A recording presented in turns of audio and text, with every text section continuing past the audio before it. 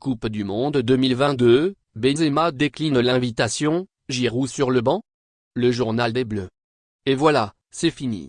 C'est à la fois le grand jour, celui de la finale de la Coupe du Monde, et à la fois le dernier jour du journal des Bleus et de notre aventure au Qatar. Si on nous avait en arrivant que ce jour des Bleus tiendrait jusqu'au tout dernier jour, franchement, on n'y aurait pas cru. Mais voilà, avec Didier Deschamps, rien d'impossible.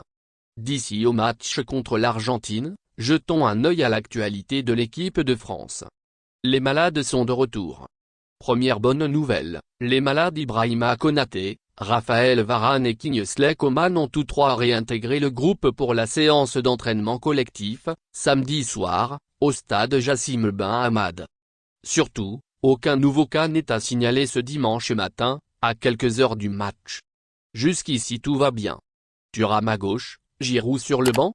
Dans sa mise en place de veille de match, Didier Deschamps a surpris tout son monde en alignant une équipe type sans Olivier Giroud mais avec Marcus Thuram à gauche, dont l'entrée en jeu en demi-finale face au Maroc avait fait un bien fou aux Bleus, et Mbappé en pointe.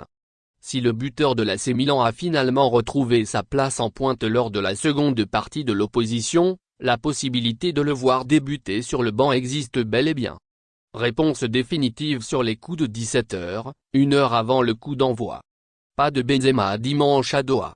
On ne devrait pas voir la tête de Karim Benzema dans la tribune VIP du stade de Lusail, dimanche, où se dispute la finale France-Argentine. Invité par le président Macron à monter dans l'avion qui transportera la délégation française à Doha, avec notamment Paul Pogba, N'Golo Kanté et Christophe Nkunku, la Madrilène a décliné. L'ambiance semble désormais officiellement glaciale entre Karim Benzema et le staff des Bleus. Selon l'équipe, le contact est en effet totalement rompu depuis le départ de Benzema en catimini du Qatar au lendemain de sa déchirure au quadriceps gauche.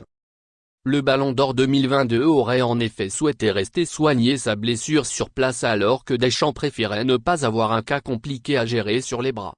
Depuis, si Benzema a posté un message de soutien après la qualification face à l'Angleterre sur ses réseaux sociaux, il continue aussi d'écrire d'énigmatiques messages comme le dernier en date, « Ça ne m'intéresse pas », qui semble lié à cette histoire de voyage à Doha.